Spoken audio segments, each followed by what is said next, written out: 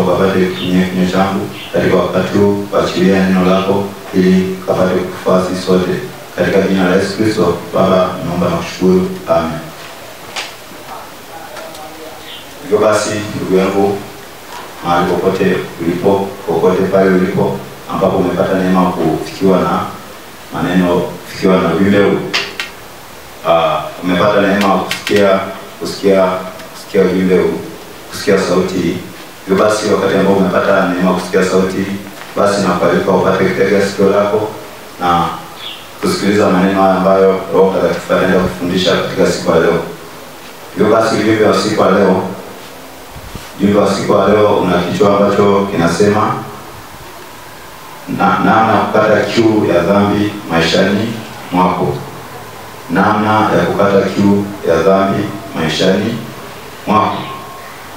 Kwa hiyo basi, huo ndio ujumbe ambao Roho Mtakatifu ametupa siku ya leo, tuweze kwenda kuangalia kila ambacho kuhusiana na ujumbe huu. Kwa hiyo ujumbe huu kama kichwa kinavyosema kwamba namna ya kukata kiu ya dhambi maishani mwako. Kwa hiyo ni ujumbe ambao unakuja kwa wewe ambaye yamkini unasumbuka, pengine unasumbuka kutafuta namna ambayo unaweza kukata kiu ya dhambi. Wewe ambaye unataka kuachana na maisha ya dhambi. Wewe ambaye unafanya juhudi au unafanya bidii ya kuachana na maisha ya dhambi. Wewe ambao umetambua kwamba dhambi ni adui wa maisha yetu. Umetambua kwamba mwisho wa dhambi ni mauti, kama Biblia inavyosema kwamba mshahara wa dhambi ni mauti. Kwa hiyo ambao unatambua hilo na unatamani namna ya kuepukana na dhambi, unatamani namna ya kuachana na dhambi, hivyo basi katika siku ya leo tutaenda kuangalia namna ambayo tunaweza tukaachana na dhambi. Tutaenda siku ya leo kuangalia namna ambayo tutaachana na maisha ya dhambi kabisa. Tunaweza tukashinda dhambi. Kwa hiyo ni vyema upate kwanza kuweka mtazamo wako, urudishe mtazamo wako kwamba kuachana na dhambi au kuishi pasipo kutawaliwa na dhambi ni jambo ambalo linawezekana. Kuishi maisha yasiyokuwa na dhambi ni jambo ambalo linawezekana. Kwa hiyo ni vyema urudishe akili yako ulielewe hilo, ili utakapoenda kusikiliza ujumbe wa leo uweze kabisa kuelewa kwamba kila ambacho tutaenda kupokea siku ya leo kitaenda kusaidia kuachana na dhambi katika maisha yako yote. Kwa hiyo ujumbe wa leo unasema kwamba namna ya kukata kiu ya dhambi maishani mwetu. Namna ya kukata kiu ya dhambi maishani mwetu. Tutawezaje kupata kiu au tutawezaje kuishi pasipo kutenda dhambi?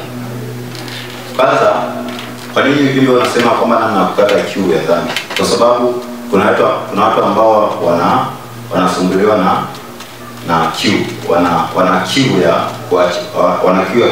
kuacha dhambi, wana kiu ya kuacha mambo mabaya. Kwa hiyo wamejitahidi, kuna watu ambao wamejaribu kila njia, wamejaribu kila namna kutafuta namna yote ambayo wanaweza wakakata kiu. Kwa sababu kiu ni jambo ambalo linakuwa linampa mtu mateso, linamuumiza mtu. Kiu ni kitu ambacho kinaleta ukame, ambao huo ukame unapelekea kutoweza kuwa katika hali ya usawa. Kwa hiyo kuchukulia kwa mfano, unapokuwa unahisi kiu, umekaukiwa, unahisi kiu, unataka maji. Kwa hiyo kama wewe umewahi kuhisi kiu hiyo ya maji, tunazungumzia maji ambayo tunakunywa. Kama umewahi kuhisi hiyo kiu ya maji, utakuwa unajua hali ambayo ulikuwa unapitia wakati ambapo una kiu ile. Yamkini ulikuwa unatamani angalau upate hata maji yote pasipo kujalisha ni maji, labda maji masafi. Ulikuwa unatafuta namna yote ya kupata maji ili kwa ajili ya kuzima ile kiu ambayo ulikuwa nayo, kwa sababu kiu ile ilikuwa kinakusumbua, ilikuwa kinakupa shida kiasi kwamba hata ukipewa chochote kile ulikuwa unaona kwamba sio kitu. Ukipewa chakula kingine tofauti ulikuwa unaona kwamba sio kitu, kwa sababu kiu ya maji ni kali sana. Kiu ya maji inaleta ukame ambao unampelekea mtu asumbuke, unampelekea mtu ashindwe kuweza kukaa katika hali ya usawa. Kwa hiyo tukichukulia kwa namna hiyo ya kiu ya kunywa maji, tukichukulia kwa namna hiyo, hivyo pia kuna kiu ya dhambi. Kuna watu ambao wana kiu ya kuachana na mambo fulani. Kwa hiyo kwa mfano tuchukulie kuna watu ambao wanakuwa na kiu, kuna kiu ya labda tuseme ni kiu ya sigara. Anachukulia mfano sigara. Kwa hiyo kuna mtu ambaye anaweza akikosa sigara, ile kiu, kuzima ile kiu, inakuwa anatafuta namna yoyote ili aweze kuzima ile kiu ya sigara. Kwa hiyo basi na dhambi zote, kuna watu pia ambao wanahangaika kutafuta namna ya kuachana na dhambi. Wanatafuta maji, wanatafuta chochote ambacho kinaweza kazima au ikaondoa kabisa dhambi ndani ya maisha yao. Kwa hiyo siku ya leo nitaenda kukupa namna ambayo unaweza kukata kiu ya dhambi ndani ya maisha yako. Namna ambayo unaweza kukata kiu ya dhambi ndani ya maisha yako. Wewe ambaye unatafuta kukata kiu ya uasherati, kiu ya ulevi, kiu ya ugoro, sigara, na mambo yote mabaya, unatafuta kukata kiu ya mambo hayo yote. Unatafuta suluhisho. Yamkini umejaribu katika maombi, yamkini umeomba, umejitahidi kuomba, au umetafuta ushauri kwa watumishi kadha wa kadha, umetafuta ushauri, umejaribu kujiwekea sheria kadha wa kadha. Kwa hiyo yamkini umejaribu namna mbalimbali, ila bado dhambi inakutawala. Bado ile kiu haijazima, ile kiu ya dhambi haijazima ndani ya maisha yako. Kwa hiyo leo naenda kukupa njia bora ambayo unaweza kuzima kiu kabisa ya dhambi ndani ya maisha yako, na ukaishi pasipo kutawaliwa na dhambi. Ukaishi pasipo kusumbuka au kuteseka na dhambi. Kwa sababu ukiendelea kuteseka na dhambi pasipo kupata dawa au pasipo kupata maji ambayo atakata hiyo kiu ya dhambi, mwisho wa siku unaweza kufa katika dhambi, alafu ikawa ni hatari kubwa. Kwa hiyo kabla hujaweza kufa katika dhambi, ni heri upate kutafuta njia bora ambayo unaweza kuachana na dhambi. Kwa hiyo leo naenda kukupa namna kupata njia bora kukata kiu ya dhambi ndani ya maisha yako. Kwa hiyo njia pekee ya kukata, njia pekee au namna pekee ya kukata kiu ya dhambi ndani ya maisha yako, kwanza ni kwa kunywa maji. Kwa hiyo ili uweze kukata kiu yoyote ile, tukizungumzia kiu kwa namna ya mwili, kiu ya maji, unahisi kiu ya maji, unahisi kiu umekaukiwa. Dawa ili uweze kuzima ile kiu, maana yake unahitaji upate maji ambayo ni maji ya baridi ambayo yanaweza kukata kiu kabisa ya dhambi maishani mwako. Kwa hiyo tukizungumzia kwa mfano mtu ambaye anatafuta kukata kiu, ana kiu ya maji, anataka amekaukiwa, ana kiu, maana yake ni suluhisho lake ni kwamba paka ile kiu izibike, yule mtu anahitaji apatiwe maji. Anahitaji apatiwe maji. Kwa hiyo hali kadhalika, tukitaka kukata kiu ya dhambi ndani ya maisha yetu, tukitaka kuzima ile kiu ya dhambi, ile dhambi ambayo inatutesa, ile dhambi ambayo inatutesa, dhambi yoyote ile ambayo inatutesa, ambao tumejaribu kila namna, ila bado ile dhambi inatutesa, inatusumbua kiasi kwamba unaweza ukashindwa kulala kabisa pasipo kufanya jambo hilo. Unaweza ukashindwa kulala pasipo kutumia ugoro. Hiyo ni kiu. Unaweza ukashindwa kufanya mambo yako pasipo kutenda dhambi fulani. Maana hiyo ni kiu. Kwa hiyo unatafuta suluhisho. Kwa hiyo sasa ili uweze kupata hiyo kiu ya mambo hayo yote mabaya, ni kunywa maji. Kwa hiyo ni kunywa maji. Kama vile mtu ambaye anahisi kiu, anatakiwa ni maji, na sio uji wala sio soda wala sio kimiminika kingine. Anatakiwa ni maji. Kwa pia mtu ambaye anatafuta kukata kiu ya dhambi maishani mwake, anatakiwa anywe maji. Na maji ambayo tunaenda kuzungumzia hapa ni maji ambayo ni maji ya uhai. Tunaenda kuzungumzia maji ya uhai. Maji ya uhai ni yapi? Ni yale maji ya uzima. Ni yale maji ambayo yanaweza kukata kiu ya dhambi ndani ya maisha yetu kabisa.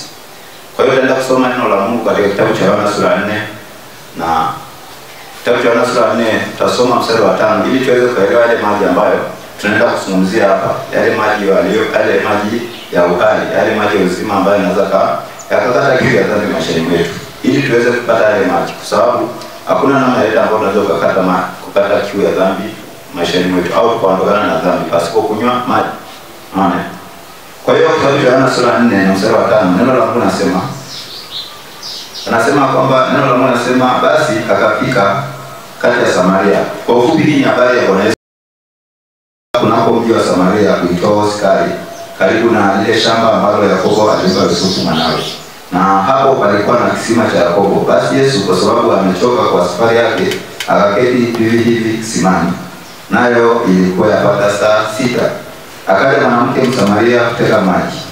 Yesu akamwambia, nipe maji ninywe, kwa maana wanafunzi wake wamekwenda mjini kununua chakula.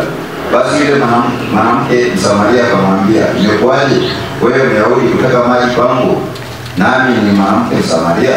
Maana Wayahudi hawachangamani na Samaria.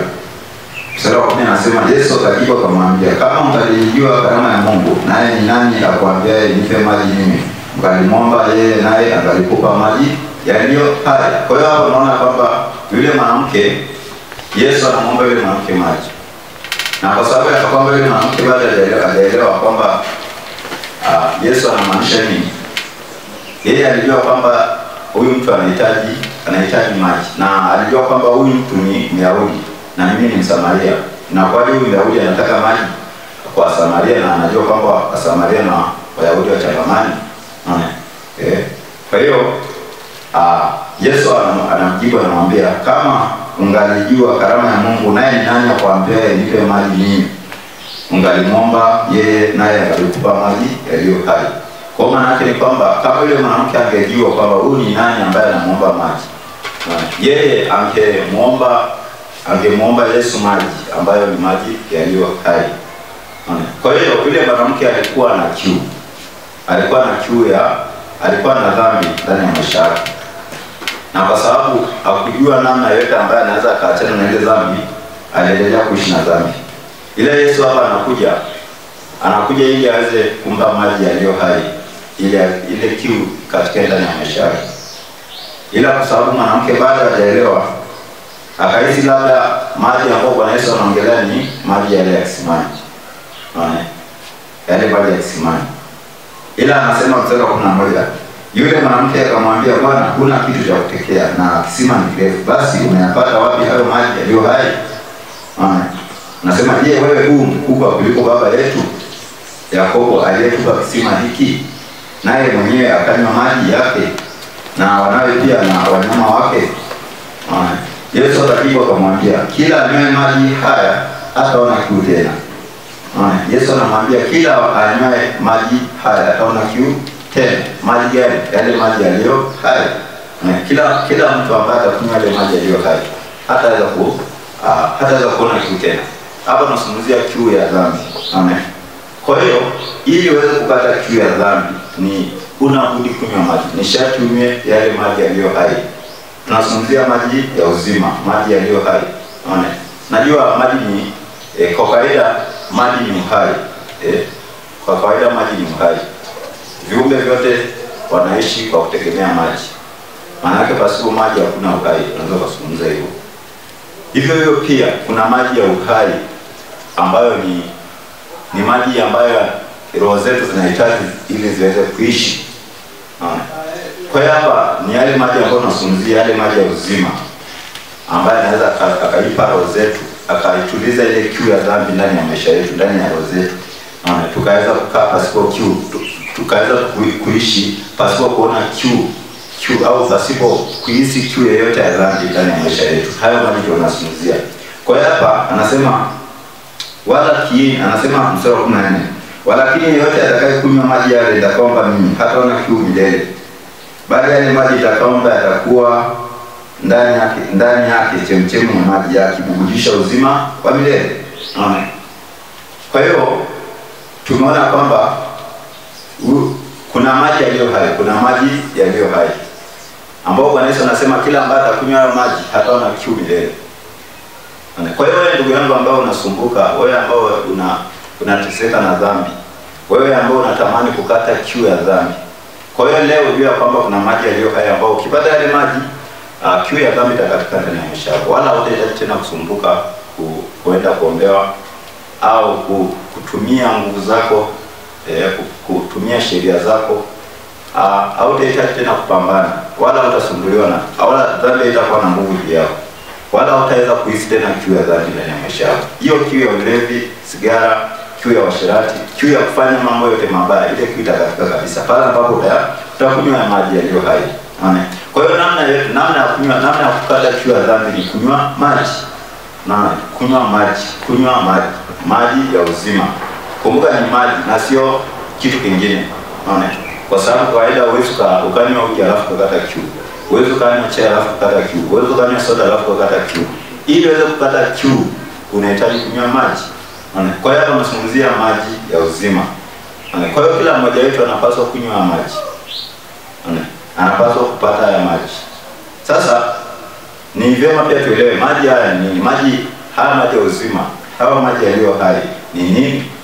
Je, ni yale maji ya upako ambayo huko anauzwa huko na huko?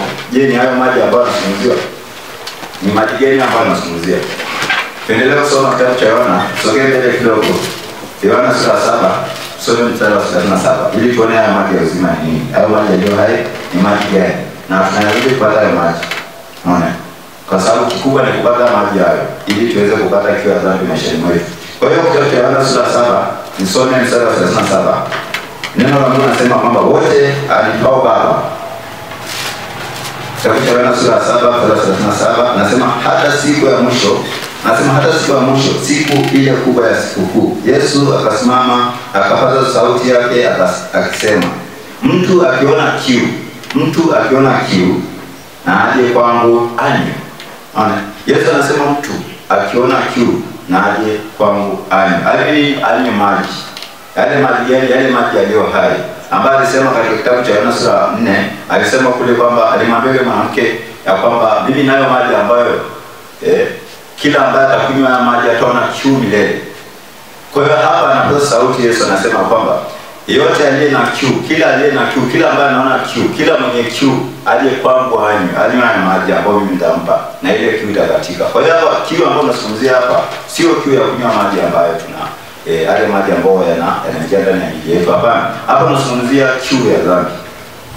Kwa hiyo ambao unatamani kuachana na maisha ya dhambi, unatamani kukata kiu ya dhambi, ile kiu ambayo inakusumbua, ambayo umeteseka, tamaa za mwili wako unakutesa, unataka kuacha dhambi ila unajikuta unafanya, unataka kuacha usinzi, unataka kuacha uasherati ila bado unaendelea. Unaona? Kwa sababu kiu bado katika bado hujapata maji ambayo yanakata kiu, ile kiu ndani yako, ile kiu ya dhambi ndani yako. Kwa hiyo Yesu anasema mtu akiona kiu na aje kwangu anywe. Anasema aniaminie mimi, kama vile maandiko yalivyonena, mito ya maji yaliyo hai itatoka ndani yake. Kwa hiyo anasema aniaminie mimi. Aniaminie mimi, Yesu Kristo. Mtu ambaye anamwamini Yesu Kristo anasema kama vile maandiko yalivyonena, mito ya maji yaliyo hai itatoka ndani yake. Na anasema na neno hilo alilisema katika habari ya Roho ambaye wale waaminio watapokea baadaye, kwa maana Roho alikuwa hajaja kwa sababu Yesu alikuwa hajatukuzwa. Kwa hapa Yesu anaposema kwamba aniaminie mimi, kama vile maandiko yalivyonena, mito ya maji yaliyo hai itatoka ndani yake. Mito ya maji yaliyo hai itatoka ndani yake. Kwa hiyo mtu ambaye anamwamini Yesu, maana yake kutakuwa na chemchem ndani ya maji, ndani ya moyo wake. Kutakuwa na kisima cha maji ndani ya moyo wake, ambayo ile kisima au ile chemchem inakuwa inamrudisha yale maji ambayo ni yale maji ya uzima. Kwa hiyo mtu maana yake hataweza kuhisi kiu siku moja, kwa sababu kuna maji yanajaa ndani ya moyo wake, ndani ya maisha yake. Kuna maji yanajaa ndani ya, na anasema kwamba hilo neno maji ambayo anazungumzia, anasema kwamba hiyo mito, kumbuka sio mto, ni mito, maana yake anakuwa na mito mingi inakuwa inarudisha maji ndani ya moyo wake. Kwa hiyo anasema kama vile maandiko alivyonena, mito ya maji yaliyo hai itatoka ndani yake. Na anasema na neno hilo alilisema katika habari ya Roho. Kwa hiyo neno Yesu Kristo anazungumzia Roho Mtakatifu. Anazungumzia kwa habari ya Roho. Anazungumzia kwa habari ya Roho Mtakatifu. Anazungumzia kwa habari ya Roho Mtakatifu.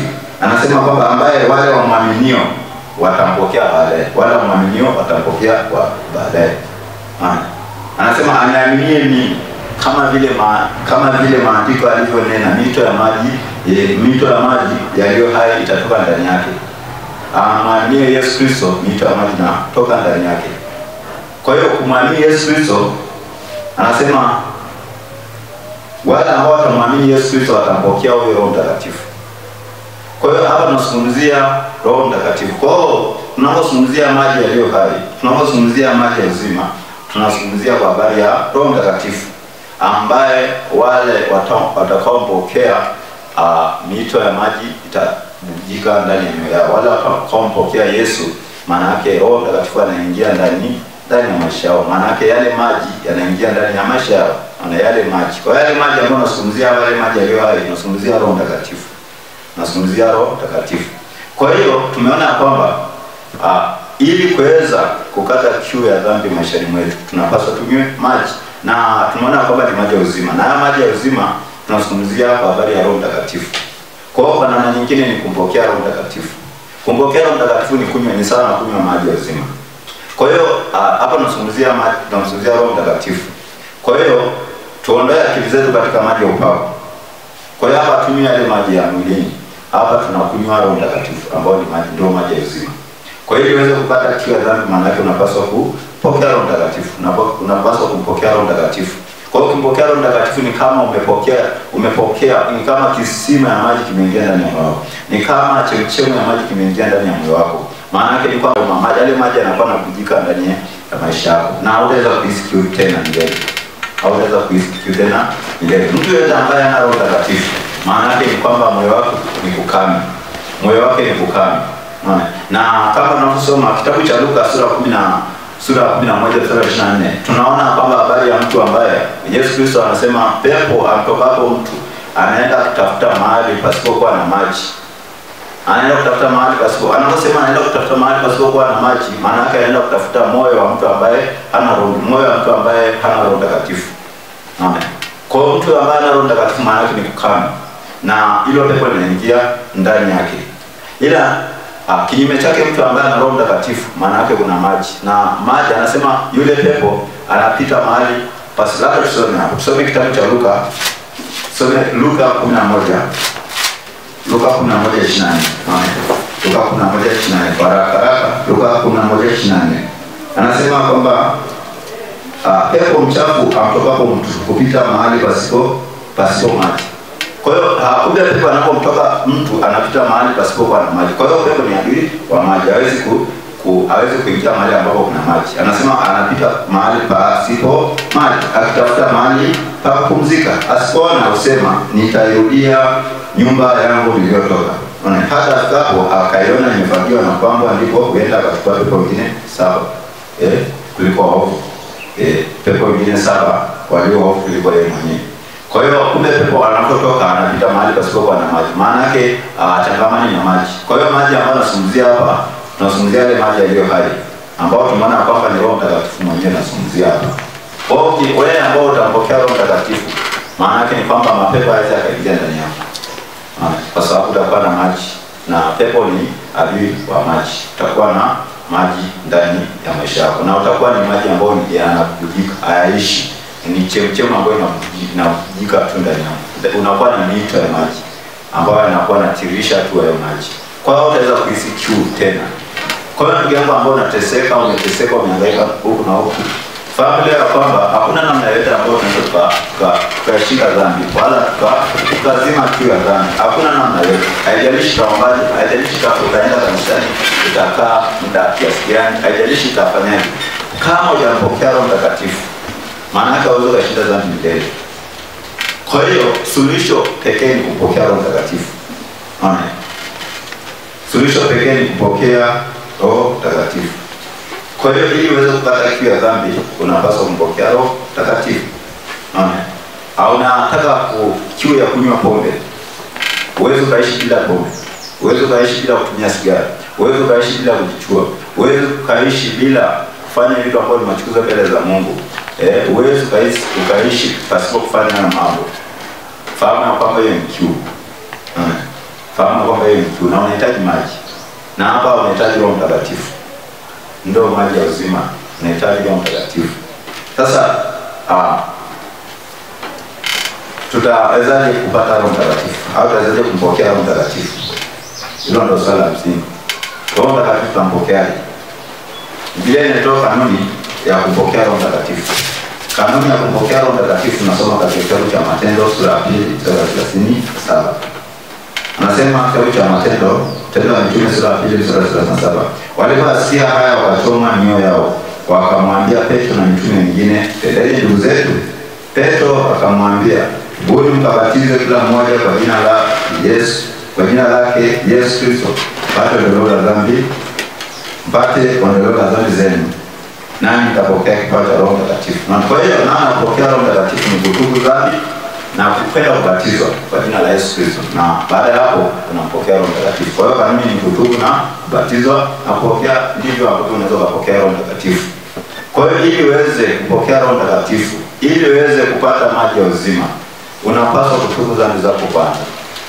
Na ndugu yangu, kumbuka kwamba tunaposema kutubu dhambi, watu wengi wanaotubu, watu wengi ambao wanamwamini Yesu Kristo na wanatubu dhambi, ukweli ni kwamba watu wengi wampokea Roho Mtakatifu kwa sababu wanachukulia kutubu dhambi ni kama kuomba msamaha tu na kumwambia Mungu nisamehe. Ukweli ni kwamba kutubu sio kuomba msamaha. Kutubu maana yake ni kugeuka. Kutubu maana yake ni kumaanisha kuacha hiyo dhambi. Baada ya kutambua, unamaanisha sasa kuacha hizo dhambi zote kwa vitendo, kwa kumaanisha kwa vitendo. Maana yake unaamua kabisa kwa vitendo. Haijalishi itakuwa ni itakugharimu kiasi gani. Au itakuwa ni itakupa maumivu kiasi gani. Unapaswa tu kuacha. Unapaswa tu kuacha. Unapaswa kuacha. Ndio maana Bwana Yesu anasema kwamba mtu ambaye anataka kunifuata ajikane na nafsi yake mwenyewe. Kwa hiyo unajikana na sehemu nyingine, anasema kwamba kiungo chako kimoja kikukosesha, anasema kwamba ni heri ukate hiyo kiungo. Ni kama ni mkono, ni heri ukate. Kama ni jicho, ni heri limoja. Hapa anazungumzia maana yake ni mtu ambaye anakuwa anasumbuka, anataka kuachana na dhambi, anataka kutubu dhambi. Maana yake anamaanisha, nitakuwa maanisha kabisa, hata kwa gharama yote, hata kwa maumivu yote. Kukata kiungo maana yake lazima kuna maumivu. Kwa hiyo kiungo chochote, iwe ni kiungo, kile kiungo ambao kinashikamana na wewe, ile dhambi ambayo inakusinga, ile dhambi ambayo inashikamana na wewe, unaamua kuachana kabisa. Unaamua pasipo kujalisha ni gharama kiasi gani, pasipo kujalisha itakugharimu au maumivu kiasi gani au hasara kiasi gani, unaamua kuacha. Kwa hiyo kanuni ya kutubu dhambi maana yake ni kuacha kwa vitendo kabisa. Kitabu cha Matendo, soma kitabu cha Matendo sura 19 mstari wa 19. Anasema kwamba kitabu cha Matendo sura 19 mstari wa 19. Biblia anasema mstari wa 18, na wengi wa wale walioamini wakaja wakaungama wakidhihirisha matendo yao. Wakaja kufanya wakaungama wakidhihirisha matendo yao. Bwana anasema na watu wengi katika wale waliotumia mambo ya uganga walikusanya vitabu vyao wakavichoma moto mbele ya watu wote. Wakafanya hesabu ya dhamani yake, wakaona kwamba yapata fedha 50,000. Kwa hiyo hawa watu marafiki waliamua kutubu dhambi, waliamua kuacha, waliamua kugeuka. Baada ya kumwamini Yesu waliamua kutubu dhambi. Waliingia gharama kuuza vitu vyao, vitu vya uganga, waliamua kuviacha. Kwa hiyo na wewe hebu piga mahesabu. Vile vitu ambavyo unaona kwamba vinashikilia maisha yako, labda hauwezi ukaishi pasipo hayo. Fahamu kugeuka kwamba hayo yote ni ubatili. Kwa hiyo lazima uache, kwa sababu huko hakuna uzima. Amen. Katika hizo vitu ambavyo unashikilia, unauza baa, unatakiwa uache hiyo baa. Unatakiwa uache kabisa hiyo biashara. Unauza bangi, unatakiwa uache hiyo kazi.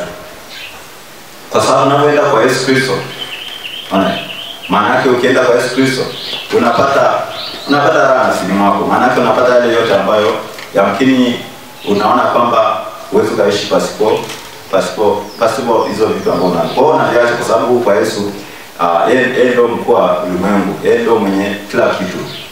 Kwa hiyo amua kuingia gharama kutubu dhambi, kwa kumaanisha kuziacha kabisa.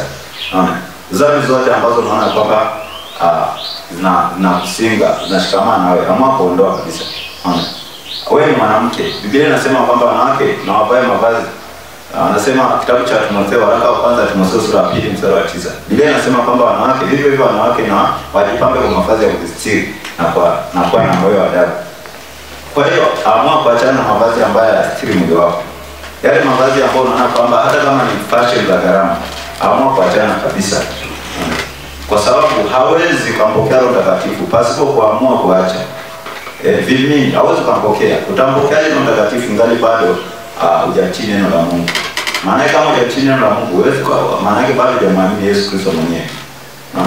Kwa hiyo unaamua kuachana na mambo yanayomchukiza Mungu. Unaamua kama wewe ni kijana unajichua. Fahamu kwamba hakuna namna yoyote ambayo unaweza kuachana na hiyo dhambi pasipo kuondoa vile vitu ambavyo vinachangia hiyo dhambi. Utaanzaje kwenda kusema labda mimi nataka nimpokee Roho Mtakatifu na bado kwenye simu yako unaona na picha za pornography, kuna muziki za kidunia, kuna magemu tu yasiyo na maana,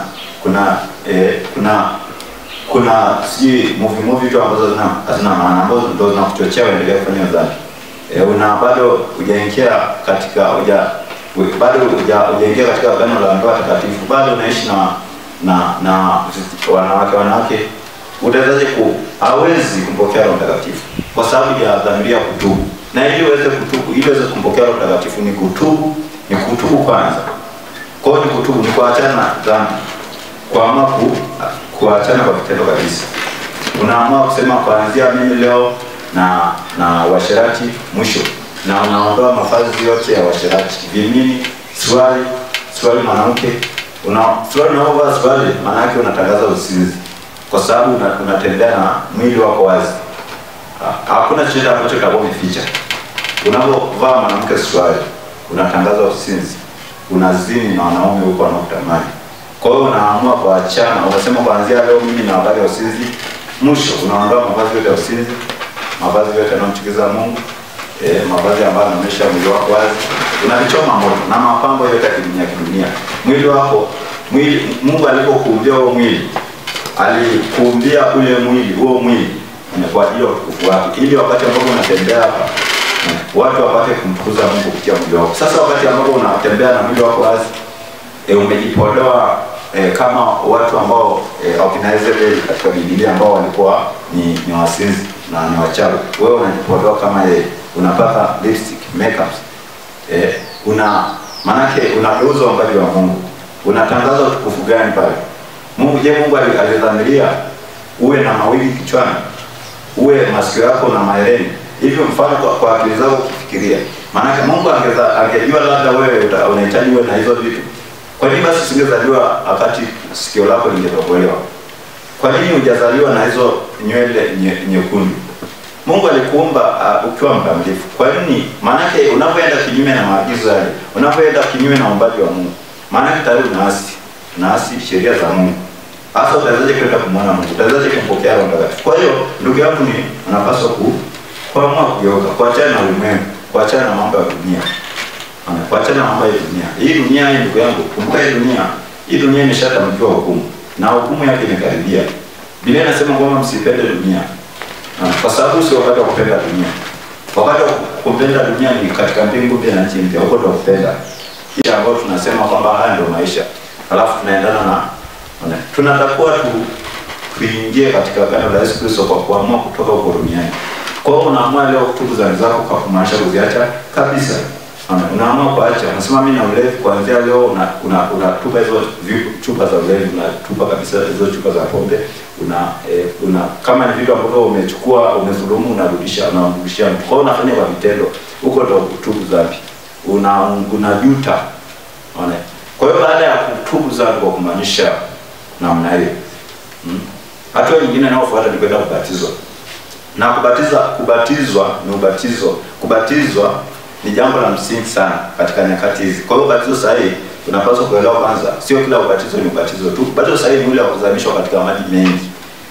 Kama ishara ya kufa na kufufuka kwa Yesu Kristo. Unaenda kufa na Yesu. Kwa hiyo unaenda kuzika utu wako wa kale, unaenda kuzika mambo yako yote mabaya, unaenda kuzika kwenye yale maji. Kwa hiyo lazima, kama neno lenyewe ubatizo maana yake ni kuzamisha. Kwa hiyo unaenda kuzamishwa kwenye maji mengi. Na baada hapo unabatizwa kwa jina la Yesu Kristo. Jina la Yesu Kristo, kwa sababu hakuna jina lingine ambalo linaweza kutupasalo kutoka sisi wanadamu isipokuwa ni jina la Yesu Kristo. Na lolote ambalo tunalifanya kwa tendo au kwa neno tunalifanya kwa jina la Yesu Kristo, ambalo ndio jina la Baba, Mwana na Roho Mtakatifu. Kwa hiyo usidanganyike kwamba mimi nimebatizwa kwa jina la Baba, Mwana na Roho Mtakatifu. Fahamu kwamba hiyo sio jina, hiyo sio Baba, Mwana na Roho sio jina. Jina ni Yesu Kristo. Unaona? Kwa hiyo unapaswa kubatizwa kwa jina na wala sio kwa Baba, wala sio kwa Mwana, wala sio kwa Roho. Huko ni vyo, huko bado jina bado halitamka. Kwa hiyo unapaswa kubatizwa kwa jina la Yesu Kristo. Na baada hapo kama umeamua kweli ndani ya moyo wako umezambia kutubu zangu, umeamua kuacha na dhambi na dunia na ulimwengu kabisa, na ukabatizwa kwa ubatizo sahihi, na kuhakikisha kwamba Roho Mtakatifu ataingia ndani yako, ataingia ndani yako kwa wepesi sana, kwa sababu mwenyewe anasema anatamani kiasi cha kuona wivu. Na Roho Mtakatifu akiingia ndani ya maisha yetu, hatuweza tena kusumbuliwa na dhambi. Dhambi itakuwa na nguvu juu yetu tena. Habari ya dhambi tutakuwa tumeshamaliza nayo. Unaona? Tutakuwa tumepigwa ganzi. Naona ganzi, tutakuwa umepigwa ganzi. Kiwa na Roho Mtakatifu maana yake unakuwa kama ganzi. Kwa sababu Yesu mwenyewe anasema kwamba yeye akiwa ndani yetu dhambi imekufa. Tumekufa kwa habari ya dhambi. Kwa hiyo ndugu yangu, hilo neno ambalo siku ya leo tumelisikia, hebu tulitendee kazi. Tusiwe tu kama asikiaji. Hebu leo anza kujitathmini maisha yako. Anza kujitathmini maisha yako. Kujua kwamba Mungu anatupenda, ndio maana ametupa Roho Mtakatifu. Roho Mtakatifu ni bure na ni ahadi kwa kila mmoja ambaye ataamua kumwamini Yesu Kristo na kutubu dhambi zake. Kwa hiyo ili uweze kumpokea Roho Mtakatifu, hebu leo amua kwenda kugeuka. Amua leo kwenda kufanya mabadiliko. Amua leo kuachana na ulimwengu. Amua kuachana na mambo yote mabaya. Amua kumpa Yesu maisha yako kwa ukamilifu wote. Na Roho Mtakatifu ataingia ndani yako, atakusaidia. Kumbuka kwamba Yesu Kristo yuko karibuni. Yesu Kristo yuko mlangoni. Parapanda imekaribia ndugu yangu. Nyakati ambazo tunaishi nyakati ambazo sio za kuendelea kukumbatia dunia. Hii dunia tena haina muda ndugu yangu. Naishi katika nyakati za mwisho sana. Kingoni tupo katika ukingo wa nyakati. Kwa hiyo Yesu atarudi wakati wote. Hakuna mtu ambaye anajua saa wala siku. Kama vile mtu asipojua muda wake au siku zake za kufa, hivyo hamna mtu ambaye anajua kurudi kwa Yesu Kristo. Hamna ambaye anajua siku wala saa. Ila neno moja tunapaswa kuelewa kwamba ishara zote na dalili zote zinaonyesha kwamba yeye amekaribia kurudi. Kwa sababu hajatudanganya, ametuambia waziwazi, tukiona hivi na hivi na hivi jua kwamba yuko mlangoni. Hakuna chochote ambacho sasa hivi tunasaliwa nacho kwa kurudi kwa Yesu Kristo. Ni wakati wote tu Yesu atarudi. Kwa hiyo sikubali kuacha na Yesu wakati ambapo atarudi. Kwa sababu tutakuja kuwa na kilio na kusaga meno wakati ambapo tutakosa unyakuo pia. Na hata kama mfano tuseme mwaka ujaja katika au ujaja leo au kesho au mwaka huu, wewe mwenyewe ndugu yangu jiulize kwamba je, utaishi mbele hapa duniani au utaishi mbele? Hautaishi. Hamna ambaye unaishi tu kwa neema sasa hivi. Unaweza kusema kesho, ukapanga kesho utafanya hivi na hivi na hivi. Wengi wamepanga hivyo alafu wakajikuta hawajaamka. Kwa hiyo hebu fikiria, je, ukifa mfano katika dhambi, kule utaenda kujibu nini? Na umesikia injili mara nyingi sana, utaenda kujibu nini? Usikubali kufa na dhambi, maana Ibilisi anataka ufe na dhambi alafu mwisho wa siku upotee. Karama ya Mungu ni kutupa uzima wa milele. Na sio tupotee milele. Basi Mungu akubariki kwa neno hili na neema ya Mungu iwe juu yako ili ukapate kuweza kufanya mabadiliko. Shalom. Baba, nakushukuru, nasema asante kwa neno lako ambalo umeachilia katika siku ya leo. Najua kwamba hilo neno lako ambalo umeachilia kama vile ulivyosema kwamba kama vile mvua ishukapo juu kwenye ardhi, nasema kwamba haitarudi bure bali itachukua majani, itachukua chochote katika ardhi. Na ndivyo neno lako ambalo umeachilia katika siku ya leo halitakurudia bure, bali litaenda kufanikisha mapenzi yako kwa wote ambao watakuwa wamesikia, wala ambao watasikia, ambao wamesikia na ambao watasikia baadaye. Neno lako likapate kuwageuza mioyo yao, likapate kuwafinyanga, likapate kuwabadilisha, likapate kuachilia neema yako, wakapate kuelewa kwa undani na wakapate kufanya maamuzi. Katika jina la Yesu Baba, nakushukuru, nasema asante maana unatupenda. Sifa na kushukuru na kukushauri. Amen.